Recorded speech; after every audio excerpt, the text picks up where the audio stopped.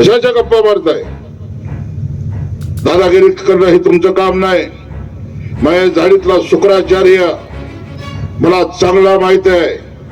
मी आमदार झाल्यापासून दादा यांची वाहनं सुद्धा पकडली. 1000-1500 ट्रिपा तिथून तुमचा तो मर्माचा उपसा करून विकण्याचं महापाप या गावगाड्यातल्या पुढाऱ्यांनी केलं. मी तहसीलदारला सूचना केली, यांची वाहनं जप्त केली, यांचे पोकल्यान जप्त केले, यांचे जेसीबी जप्त केले, यांना नोटिसा काढल्या. आज हिअरिंग होत माझ्या माहितीप्रमाणे. आणि या सभेच्या निमित्तानं सांगतो, आंदोलकरांची तर जिरवली, पण आता तुझे जे झारीतला शुक्राचार्य ना त्याला सांगा गाठ आमदाराशी आहे. आणि हे सांगण्यासाठी या कार्यक्रमाच्या निमित्तानं माझ्या मित्राला नैतिक बळ देण्यासाठी आलो. युवराज, तू कामाची यादी कर. 1 वर्षामध्ये नाही 6 महिन्यात तुझ्या गावातलं कुठलंही काम शिल्लक राहणार नाही. अरे मी बोलतोय आमदार राजू खरे. आमदार राजू खरे यांनी दिलेला शब्द केला खरा. मुरुम उपसा प्रकरणी हावळे यास 51 लाखांचा दंड. आमदार राजू खरे यांनी अर्जुन सोनगावच्या सभेत ग्रामस्थांना दिलेला शब्द खरा करून दाखवलाय. मुरुम उपसा प्रकरणात शुक्राचार्य हावळे यास 51 लाखांचा दंड झालाय. मागील काही दिवसांपासून अर्जुन सोन तालुका मोहोळ गावात आमदार राजू खरे यांची सभा झाली होती. यावेळी ग्रामस्थांनी त्यांचं जंगी स्वागत करून काही व्यथा मांडल्या होत्या. यावेळी मी राजू खरे बोलतोय, झारीतील शुक्राचार्य कोण हे शोधून काढल्याशिवाय राहणार नाही अशी भीष्म प्रतिज्ञा त्यांनी केली होती.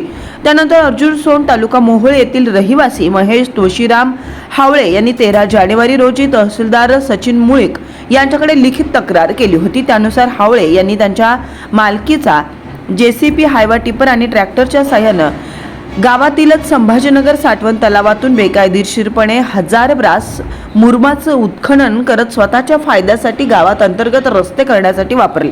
मात्र त्यासाठी कुठल्याही प्रकारची रॉयल्टी भरली नाही. याच्या पुराव्यासह तक्रार केली आहे. यावर तहसीलदारांनी सर्व प्रकारची चौकशी केली आणि फेब्रुवारीमध्ये शुक्राचार्य हावळे यांना पत्र देऊन 51,01,000 रुपये सरकारी खजिन्यात दंड म्हणून भरावे असा आदेश दिला. त्यानंतर ही दंडाची रक्कम न भरल्यामुळे शुक्राचार्य हावळे यांच्या जमिनीवर 51,01,000 रुपयांचा बोजा नोंदवण्यात आला. यामुळे वाळू चोर मुरुम चोर यांच्यामध्ये प्रचंड खळबळ उडाली. या प्रकरणात राजकारण आणलं गेलं असं काहींचं म्हणणं असलं तरीही आमदार राजू खरे यांनी दिलेला शब्द खरा केला अशी चर्चा या परिसरात सुरू झाली. मुरुम चोरांना कायद्याचा जबरीत दणका बसल्यानं सर्वसामान्य नागरिकांमध्ये समाधान व्यक्त करण्यात येत आहे. कशाच्या गप्पा मारताय? दादागिरी करणं हे तुमचं काम नाही. महेश झाडीतला शुक्राचार्य मला चांगला माहित आहे. मी आमदार झाल्यापासून दादा यांची वाहनं सुद्धा पकडली. 1000-1500 ट्रिपा तिथून तुमचा तो मर्माचा उपसा करून विकण्याचं महापाप या गावगाड्यातल्या पुढाऱ्यांनी केलं. मी तहसीलदारला सूचना केली, यांची वाहनं जप्त केली, यांचे पोकल्यान जप्त केले, यांचे जेसीबी जप्त केले, यांना नोटिसा काढल्या. आज हिअरिंग होत माझ्या माहितीप्रमाणे.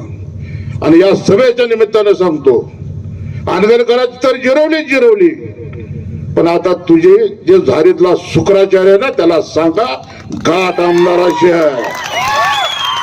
आणि हे सांगण्यासाठी या कार्यक्रमाच्या निमित्तानं माझ्या मित्राला नैतिक बळ देण्यासाठी आलोय. युवराज, तू कामाची यादी कर. 1 वर्षामध्ये नाही 6 महिन्यात तुझ्या गावातलं कुठलंही काम शिल्लक राहणार नाही. अरे मी बोलतोय आमदार राजू खरे. मी आज सांगतो माझ्या राजा छत्रपती शिवाजी महाराजांच्या समोर साक्ष देऊन, महेश, तुझ्या गावामध्ये खोटा अॅट्रॉसिटी करणारा झारीतला शुक्राचार्याला सुद्धा मी असा हबळा देतो की पुन्हा कधी खोट्या अॅट्रॉसिटीचे गुन्हे दाखल केले नाही पाहिजे. तर अनगरची पुलावळ आहे का? आणि भाषण कुठे देते बारसके? माता रमाई आंबेडकर नगरच्या जयंतीच्या निमित्तानं. अरे वा, म्हणे जिल्ह्यातला पहिला पुतळा बाबासाहेबांचा अनगरला लावला. हा, इतका लबाड माणूस तिच्या आयला याला अॅट्रॉसिटीचे गुन्हे खोटे दाखल करते म्हणून हे 2 गाबड्याला आणि माझ्या आमदारला पुरस्कार दिला पाहिजे. आणि त्याचीच पुलावळ तुमच्या गावात आहे. आणि मी चष्मेतून बघतोय, लक्षात ठेव, त्या झाडीतला शुक्राचार्य माझ्या तावडीतनं सुटणार नाही, लक्षात ठेव. आणि म्हणून एकदा दादा तुझा वाढदिवस आहे, तू रडलास, पण तुझ्या डोळ्यातले अश्रू ते वाया जाऊ देणार नाही. लक्षात ठेवा, आमदार तुझ्या पाठीशी खंबीरपणे उभा आहे. आणि पुन्हा एकदा माझ्या आया बहिणी इथं बसलेले आहेत. रात्रीची वेळ झालेली आहे, 10 वाजलेले आहेत. ते म्हणतील दादा एवढा उशीर किती बोलतोय, पण तुमच्या सगळ्यांची सुरक्षितता ही माझ्यासाठी अत्यंत महत्वाची आहे. मोहोळमध्ये ज्या काही आया बहिणीवरती अन्याय अत्याचार झाले, गायकवाड साहेब यांना सुट्टी नाही. लक्षात ठेवा, मला माहितीये 2 मुलीचा बाप आहे मी. कसा अत्याचार, कसा अन्याय केला तुम्ही. आज तुमची परतीची दोर आता रिटर्न प्रवास सुरू झालेला आहे. लक्षात ठेवा.